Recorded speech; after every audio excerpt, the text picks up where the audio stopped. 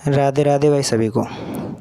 जैसा कि आज मैंने अपने ब्लॉग में बताया था कि modern history of India, Bharat का आधुनिक इतिहास, उसका एक टॉपिक है यूरोपीय कंपनियों का भारत में आगमन।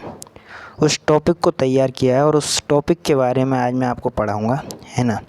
देखो दोस्तों, जब हम भारत के इतिहास की बात करते हैं तो भारत का इतिहास बहुत लंबा है ना, बहुत पुराना है। सिंधु घाटी सभ्यता से लेकर और आज हम जिन पलों को जी रहे हैं वो सब भारत के इतिहास के अंतर्गत आते हैं।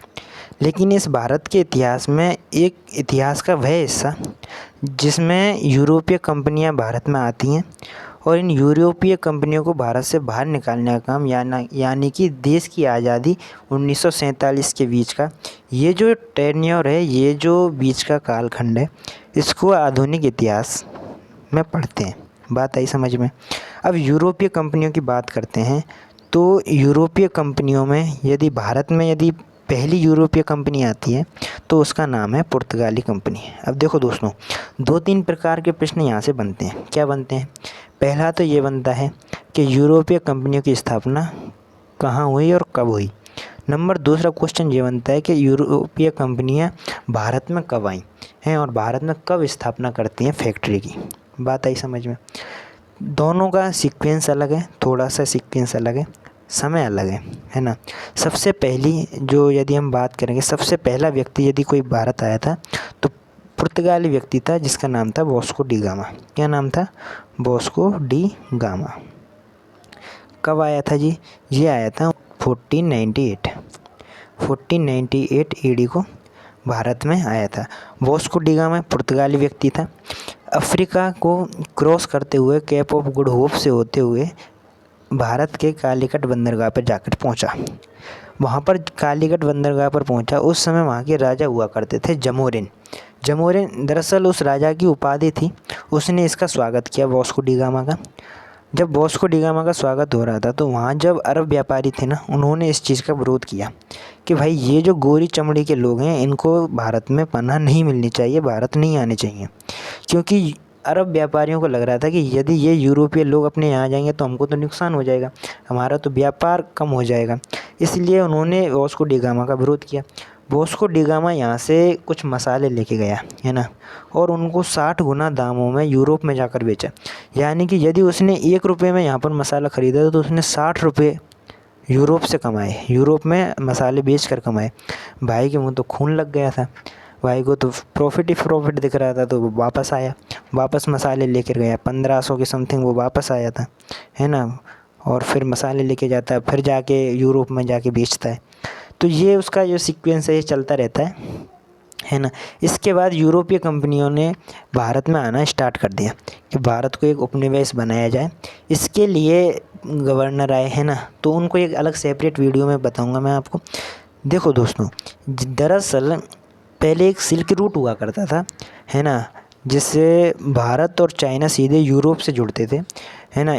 भारत से मसाले और चाइना से कपड़े बड़ी मात्रा में यूरोप जाया करते थे। अब जब यूरोप जाया करते थे तो उस समय ये जो सिल्क रूट था ये तुर्की के इस्तांबुल यानी कुस्तुनतुनिया से होकर यूरोप तक जाता था, है ना। पुनर्जागरण के समय उस समय तुर्कों ने कुस्तुनतुनिया पर अधिकार कर लिया, जिससे कि भारत का और जो चाइना का व्यापार यूरोप से होता था वो पूरी तरह ठप हो गया। इसलिए वहाँ पुनर्जागरण जैसे वैसे भी हालात थे यूरोप में, तो वहाँ से लोग निकले, है ना, और भौगोलिक खोजों के लिए उन्होंने काम किया। तभी जाके वास्को डी गामा भारत आके पहुँचा। तो एक ये कारण था, इसीलिए यूरोप वासियों ने अलग अलग, चाहे अमेरिका की उस समय खोज हुई हो या फिर भारत की इस समय खोज हुई हो, तो ये प्रमुख कारण रहे। सबसे पहले पुर्तगाली आए। देखो, पुर्तगाली 1498 में आए। 1500 में इन्होंने एडी 1500 में ये मतलब इनके गवर्नर भी अपने भारत में आने लग गए थे। उसके बाद इन्होंने जो अपनी पहली अपनी व्यापारिक कोठी स्थापित की कोच्चि में इन्होंने पहला अपना व्यापारिक केंद्र स्थापित किया भारत में। उसके बाद जो दूसरी व्यापारिक कंपनी आती है उसका नाम है east India company. East India company की स्थापना एलिजाबेथ, है ना, इंग्लैंड की महारानी थी, उसने की थी। प्राइवेट कंपनी थी, व्यापारिक उद्देश्य से की थी। स्टार्टिंग में 10 साल के लिए इसे एकाधिकार दिया गया था, लेकिन बाद में जाके इंग्लैंड के राजा ने इस एकाधिकार को अनंत काल के लिए बढ़ा दिया था। ईस्ट इंडिया कंपनी, इसकी स्थापना होती है 1600 ईस्वी में, 1600 AD में इसकी स्थापना होती है। 1608 में ये भारत आने का प्रयास करते हैं, भारत में अपना व्यापारिक केंद्र बनाने का प्रयास करते हैं, लेकिन सफल नहीं हो पाते। उसके बाद ये 1615 में आते हैं, इस समय ये सफल हो जाते हैं और सूरत में अपनी पहली व्यापारिक कोठी अपनी स्थापित कर देते हैं। ईस्ट इंडिया कंपनी ये है। इन सब का आगे मतलब ब्यौरा पूरा डिटेल डिस्क्राइब इनको आगे पढ़ेंगे अगले सेशनों में। इसके बाद अगली जो कंपनी थी वो थी Dutch east India company. Dutch east India company Holland यानी वर्तमान में नीदरलैंड जिसको हम नाम से जानते हैं, वहाँ की कंपनी थी ये, है ना। कब स्थापित की गई थी? ये 1602 में स्थापित हुई थी।